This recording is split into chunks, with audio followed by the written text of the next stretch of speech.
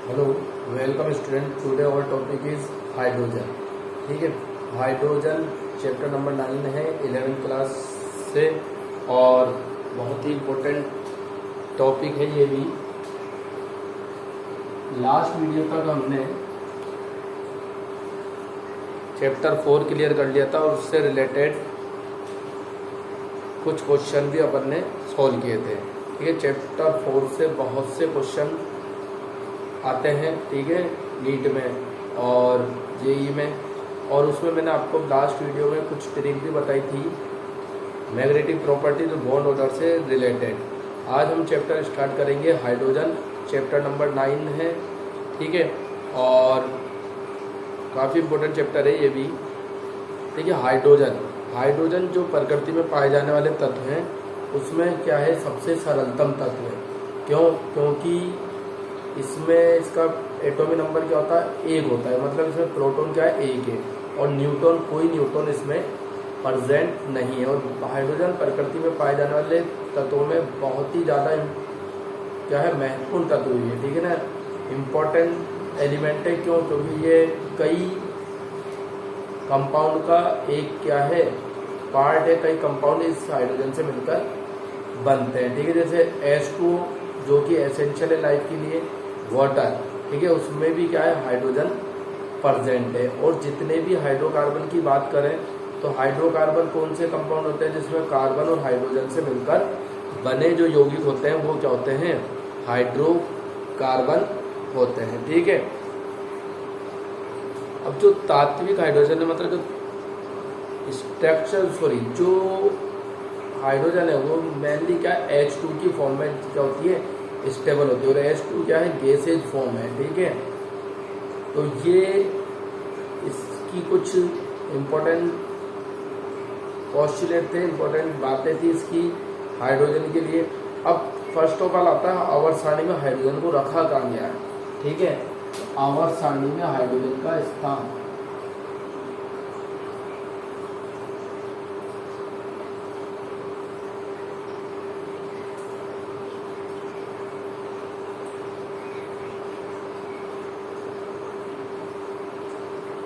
ठीक है। अब आवर्त सारणी में जो हाइड्रोजन की स्थिति है बेटा, ठीक है ना, आवर्त सारणी में हाइड्रोजन की स्थिति अभी तक भी क्या है, अनिश्चित है। आवर्त सारणी में हाइड्रोजन को वैसे तो क्या है, बीच में अभी रखा गया है, लेकिन इसके हाइड्रोजन की स्थिति क्या है, अनिश्चित है। क्यों? क्योंकि हाइड्रोजन को हम क्षार धातु के साथ भी रख सकते हैं और हैलोजन के साथ भी रख सकते हैं। इसका मतलब है हाइड्रोजन को हम एक तरफ किसके साथ, ग्रुप फर्स्ट के साथ भी रख सकते हैं, और एक तरफ किसके साथ, वर्ग 17 के साथ भी रख सकते हैं। वर्ग 17 के साथ और वर्ग 1 के साथ रखने के औचित्य और क्यों रखा जा सकता है या फिर क्यों नहीं रखा जाता, वो कुछ इम्पोर्टेंट फैक्टर अपन अब इसमें पढ़ेंगे। ठीक है, तो फर्स्ट क्या है, हाइड्रोजन को एस ब्लॉक में रखने का औचित्य, मतलब एस ब्लॉक में हाइड्रोजन को क्यों रखा जा सकता है। ठीक है, तो देखिए अपने को पता है कि एस जो ब्लॉक है उसमें जो फर्स्ट वर्ग है क्षार धातु है, उसका जो ऑक्सीकरण अंक क्या होता है, +1 होता है। ठीक है, तो हाइड्रोजन भी क्या है, +1 ऑक्सीकरण अवस्था प्रदर्शित करती है। ठीक है ना, +1 ऑक्सीकरण अवस्था हाइड्रोजन भी प्रदर्शित कर सकती है आसानी से। एक तो ये रीजन है। ठीक है, और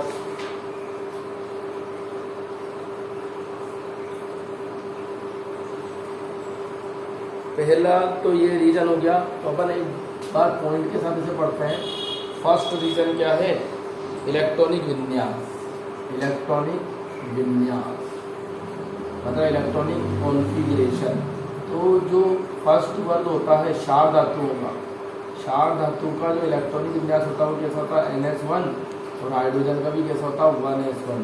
तो इलेक्ट्रॉनिक विन्यास समान है इसका, इसलिए इसे हाइड्रोजन को इस वर्ग के साथ रखा जा सकता है। ठीक है, दूसरा विद्युत धनात्मक प्रकृति, मतलब ये एक एक इलेक्ट्रॉन दोनों रिमूव कर सकते हैं। देखिए दूसरा इलेक्ट्रोपॉजिटिव नेचर, मतलब विद्युत धनात्मक प्रकृति। विद्युत धनात्मक प्रकृति जैसे सोडियम है, फर्स्ट वर्ग का, तो इसे Na प्लस एक इलेक्ट्रॉन ये रिमूव कर सकता है। इसी तरीके से हाइड्रोजन भी एक इलेक्ट्रॉन क्या कर सकता है, रिमूव कर सकता है। ठीक है, तो ये विद्युत धनात्मक प्रकृति दूसरा रीजन होगा जिसके बेस पर अपन हाइड्रोजन को प्रथम वर्ग के साथ रख सकते हैं। अब बात आ गई ऑक्सीकरण अवस्था की, जो मैं आपको पहले भी बता चुका हूँ। ऑक्सीकरण जो अवस्था है, ऑक्सीकरण अवस्था, तो क्षार धातु की ऑक्सीकरण सामान्य ऑक्सीकरण अवस्था कितनी होती है, +1, और हाइड्रोजन की भी सामान्य ऑक्सीकरण अवस्था कितनी होती है, +1। दोनों की ही सामान्य ऑक्सीकरण अवस्था कितनी आती है, +1 आती है। ठीक है, संयोजकता की बात करें आप, नेक्स्ट पॉइंट संयोजकता, वैलेंसी।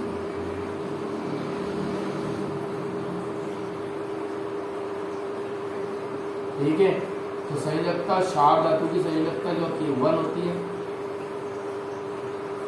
1 होती है संयोजकता, और हाइड्रोजन की संयोजकता भी क्या होती है, 1 होती है। ठीक है ना, आ रही बात समझ में। अब अधातु के साथ इसकी अभिक्रिया, ये 4 पॉइंट हो गए, 4 पॉइंट क्लियर है, क्यों रख सकते हैं क्षार धातु के साथ। फिर अपन ऐसे पॉइंट पढ़ेंगे कि क्यों नहीं रख सकते। ठीक है, 5वां पॉइंट है अपना अधातु के साथ अभिक्रिया। तो अधातु के साथ भी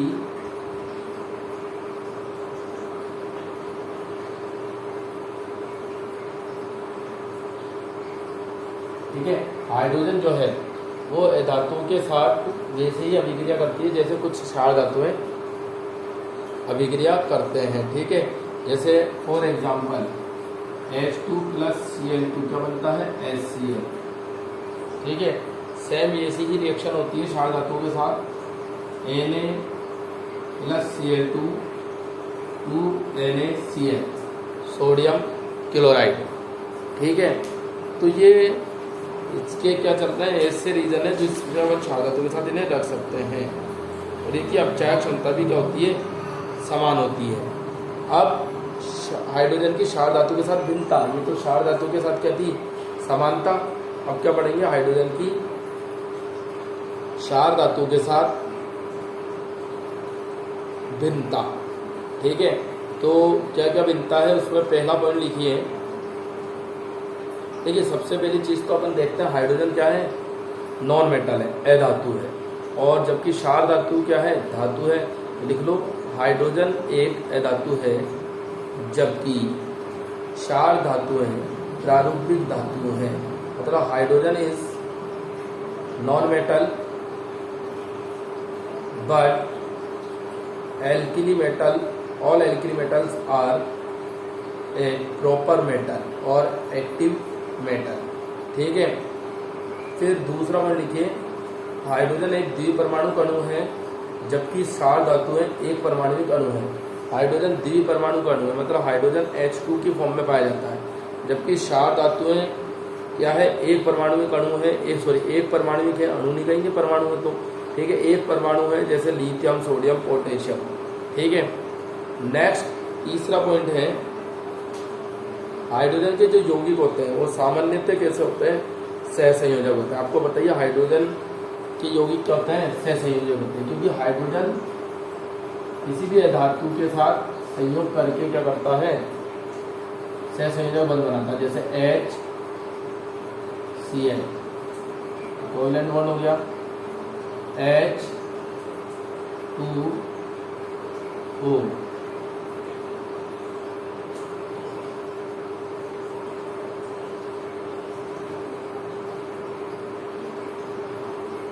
ठीक है, ये कोवैलेंट बॉन्ड हो गया।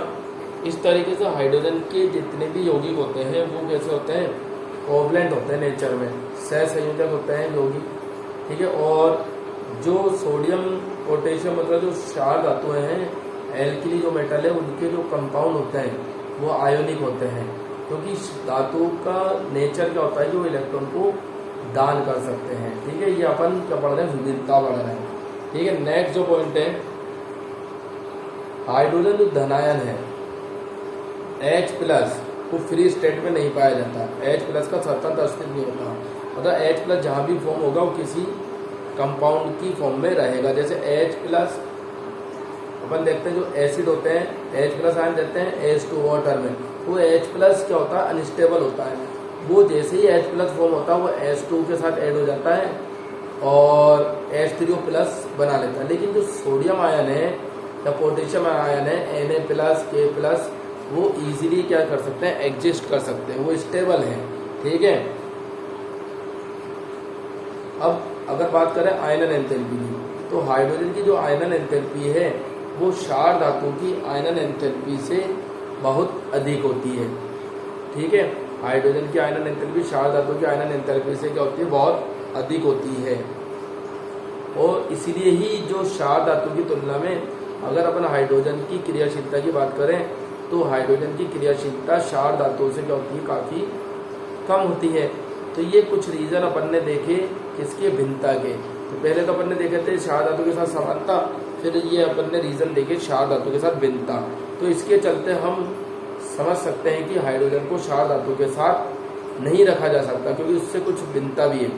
अब रह गया अपना क्या, हेलोजन के साथ समानता और हेलोजन के साथ भिन्नता की। क्यों हेलोजन ग्रुप में रख सकते हैं और क्यों हेलोजन ग्रुप में नहीं रख सकते। ठीक है।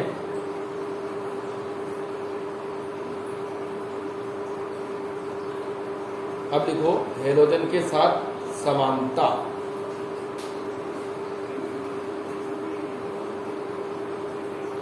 हेलोजन के साथ समानता, ठीक है ना।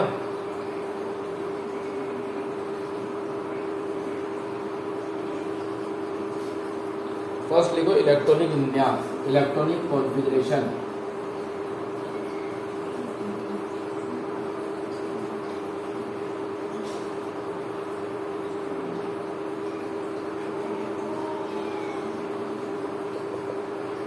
इलेक्ट्रॉनिक विन्यास या इलेक्ट्रॉनिक कॉन्फ़िगरेशन। ठीक है। हाइड्रोजन और हेलोजन जो ग्रुप है, हेलोजन वर्ग का इलेक्ट्रॉनिक विन्यास क्या होता है, इस तरीके का होता है कि जैसे हेलोजन भी क्या होता है, उसका आउटरमोस्ट शेल में 1 इलेक्ट्रॉन होता है, सॉरी हेलोजन के आउटरमोस्ट शेल में कितने इलेक्ट्रॉन होते हैं, 7।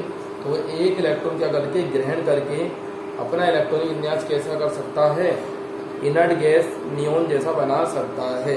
मतलब वो 1 इलेक्ट्रॉन क्या कर सकता है, गेन कर सकता है। इसी तरीके से हाइड्रोजन भी 1 इलेक्ट्रॉन गेन करके अपना इलेक्ट्रॉनिक जो कॉन्फ़िगरेशन है वो स्टेबल बना सकता है। और वो इलेक्ट्रॉनिक कॉन्फ़िगरेशन कैसा बना सकता है, इलेक्ट्रॉनिक कॉन्फ़िगरेशन वो बना सकता है हीलियम जैसा, इनर्ट गैस जैसा। तो दोनों ही 1-1 इलेक्ट्रॉन गेन करके इलेक्ट्रॉनिक विन्यास कैसा, इनर्ट गैस जैसा स्थायी बना सकते हैं। दूसरा है विद्युत ऋणात्मक प्रकृति, इलेक्ट्रोनेगेटिव नेचर, विद्युत ऋणात्मक प्रकृति, इलेक्ट्रोनेगेटिव नेचर। हाइड्रोजन और हाइड्रोजन दोनों ही क्या कर सकते हैं, 1-1 इलेक्ट्रॉन ग्रहण कर सकते हैं और दोनों ही ऋणायन बना सकते हैं।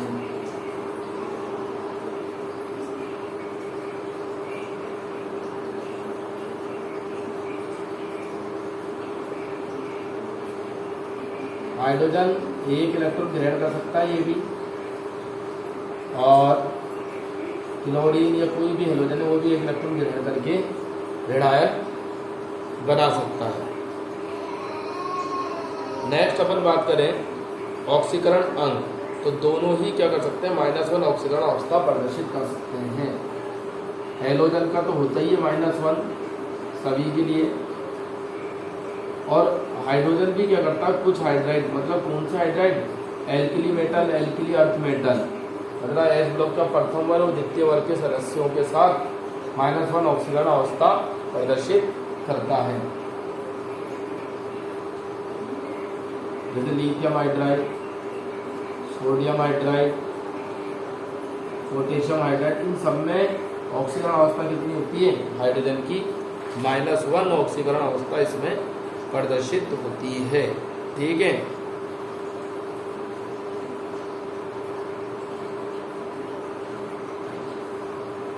फिर बात करें संयोजकता, मतलब वैलेंसी।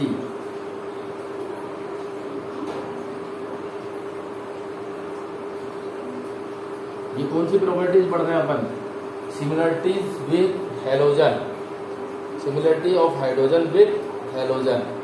ठीक है। संयोजकता दोनों की क्या होती है बेटा, 1 होती है संयोजकता। ठीक है, नोट कर लीजिए इसे।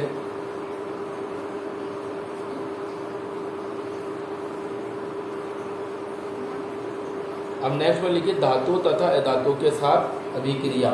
धातुओं तथा अधातुओं के साथ अभिक्रिया, reaction with metal and non metal. ठीक है, ये जो हाइड्रोजन है वो भी हेलोजन की तरह ही यौगिक बनाती है धातु अधातु के साथ अभिक्रिया करके। जैसे मैं आपको बताऊं CH4, ठीक है, इसी तरीके से कार्बन के साथ ये CCl4 बनाता है। ठीक है, कैल्शियम के साथ जैसे कैल्शियम क्लोराइड बनता है ऐसे ही कैल्शियम हाइड्राइड बनता है। ठीक है, तो ये इनकी रिएक्टिविटी जो है नॉन मेटल के लिए वो क्या है, सेम है मेटल और नॉन मेटल के लिए। किसकी रिएक्टिविटी, इसकी बात कर रहे हैं अपन, हाइड्रोजन की। ठीक है ना, तो ये नोट कर लीजिए। नेक्स्ट लिखना है परमाणुकता।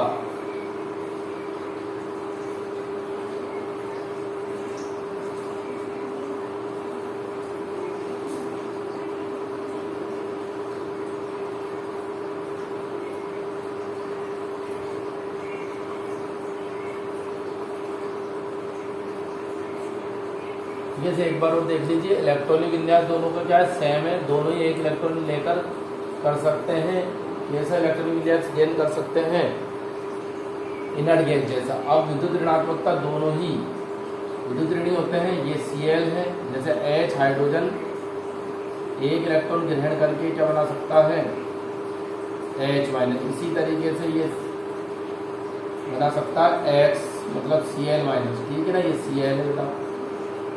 ऐसे हेलोजन -1 ऑक्सीकरण अवस्था प्रदर्शित कर सकता है, लिथियम भी, हाइड्रोजन भी, lithium hydride, potassium hydride, sodium hydride, और अगर अपन बात करें कैल्शियम हाइड्राइड, इनमें ये संयोजकता कितनी होती है A। और धातु या धातु के साथ भी CH4 CCl4 एक ही तरीके का कंपाउंड बना रहा। देखो धातु के साथ जैसे कैल्शियम क्लोराइड बन गया, इसी तरीके से कैल्शियम हाइड्राइड बनता है। ठीक है, अब नेक्स्ट जो पॉइंट है वो क्या है, परमाणुकता। हेलोजन अणु के समान, परमाणुकता में लिख लो एटॉमिसिटी। हेलोजन अणु के साथ हाइड्रोजन भी, हेलोजन अणुओं के साथ हाइड्रोजन भी द्वि अणु बनाता है। जैसे H2 होगा वैसे F2Cl2। हाइड्रोजन जैसे H2 की फॉर्म में है तो वो भी क्या होते हैं, द्विपरमाणु अणु बनाते हैं, Cl2 Br2 I2 एटसेट्रा। आयनन एंथैल्पी, आयनन एंथैल्पी की अगर अपन बात करें तो हाइड्रोजन की आयनन एंथैल्पी हेलोजन के समान क्या होती है, उच्च होती है। Halogen and hydrogen have high ionisation enthalpy. ठीक है, और अगर अपन बात, अब कुछ ऐसे पॉइंट अपन लिखते हैं, मतलब हम देखते हैं कि कुछ ऐसे भी पॉइंट है, कुछ ऐसी स्पेशलिटीज हैं जो हाइड्रोजन को हेलोजन से क्या करती हैं, भिन्न करती हैं। मतलब असमानता या भिन्नता, हाइड्रोजन की हेलोजन के साथ भिन्नता, dissimilarities with halogen of hydrogen. पहला क्या है कि पहला पॉइंट क्या है कि जो X माइनस है, मतलब हेलोजन आसानी से बना लेता है, आसानी से बनता है X माइनस, इजीली फॉर्म, आसानी से बनता है।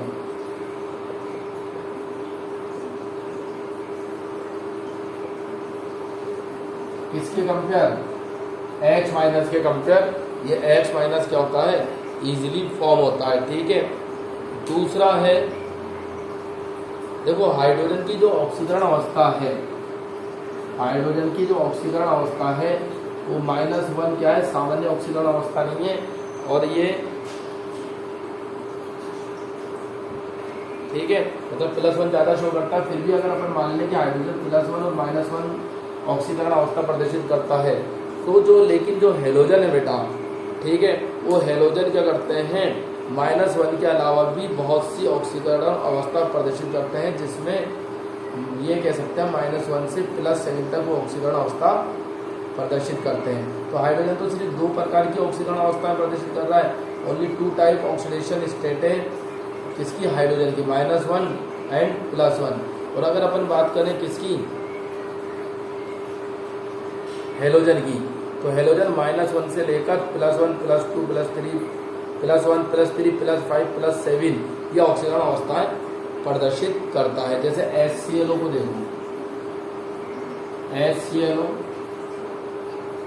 HClO2 और HClO4। अगर अपन बात करें क्लोरीन की या ऑक्सो एसिड की, तो इसमें ऑक्सीडेशन स्टेट आती है इसकी +1, इसमें आती है +3, इसमें आती है +5 और इसमें आती है +7। तो डिफरेंट टाइप की ये ऑक्सीडेशन नंबर क्या करता है, प्रदर्शित इसमें करता है। ठीक है ना। अगर अपन बात करें नेक्स्ट पॉइंट की, तो हाइड्रोजन की जो आणविक अवस्था होती है H2, इसमें कोई इस पर क्या होता है, युग्मित इलेक्ट्रॉन नहीं रहते हैं, कोई लोन पेयर नहीं रहता है। ठीक है। लेकिन जो हेलोजन है उसकी आणविक अवस्था में मतलब Cl2 Br2 I2 इसमें क्या रहता है, lone pair of electron present होता है। जैसे ये हाइड्रोजन है, अब कोई लोन पेयर नहीं होगा, लेकिन Cl है, इसके बीच ये कोवलेंट बॉन्ड है, तो इसमें क्या होता है, लोन पेयर प्रेजेंट होते हैं 3।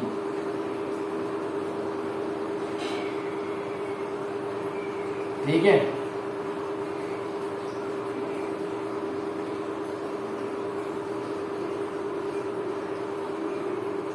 हेलोजन के जो ऑक्साइड होते हैं वो सामान्यतः क्या होते हैं, नेक्स्ट पॉइंट ये कि हेलोजन के जो ऑक्साइड होते हैं वो सामान्यतः कैसे होते हैं, अम्लीय प्रकृति के होते हैं। जैसे हेलोजन का ये ऑक्साइड ले लिया आपने Cl2O7, ये कैसा है, अम्लीय प्रकृति का, एसिडिक नेचर में।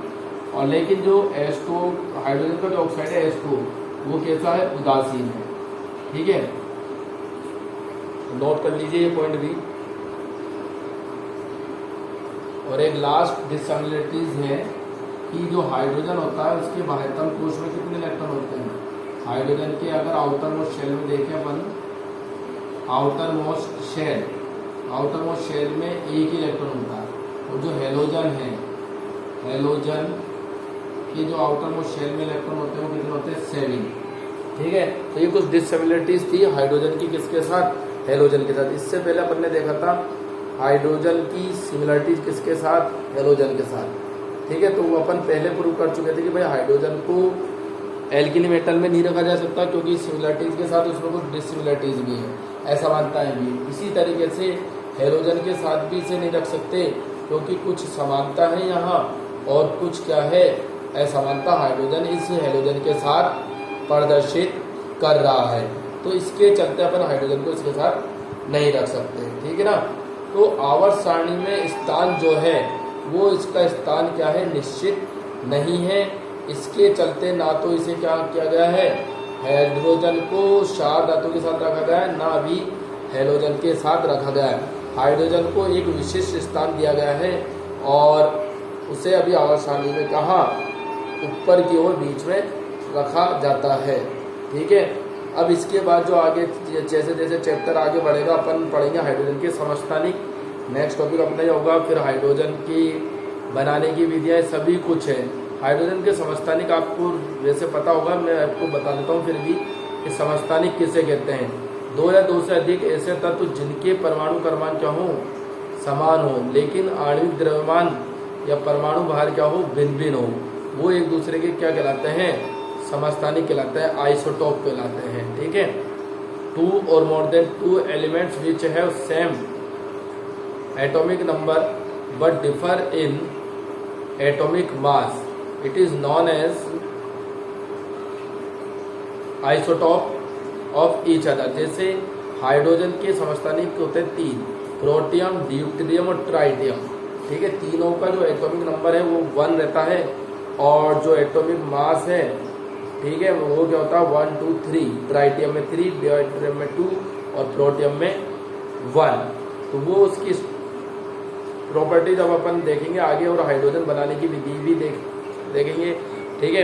आज के वीडियो में अपन इतना ही करते हैं। तो आज के वीडियो में आपने जो चीज़ें पढ़ी उससे आपको समझ में आ गया होगा कि हाइड्रोजन का जो स्थान है, वो जो हाइड्रोजन का स्थान है वो अभी तक भी आवर्त सारणी में क्या है, फिक्स नहीं है। एक निश्चित स्थान आवर्त सारणी में अभी नहीं दिया गया है। क्यों नहीं दिया गया, उसका रीज़न अपन ने बिल्कुल क्लियर कर लिया। नेक्स्ट वीडियो में समस्थानिक और हाइड्रोजन बनाने की विधियाँ अपन कंप्लीट करेंगे। Thank you very much.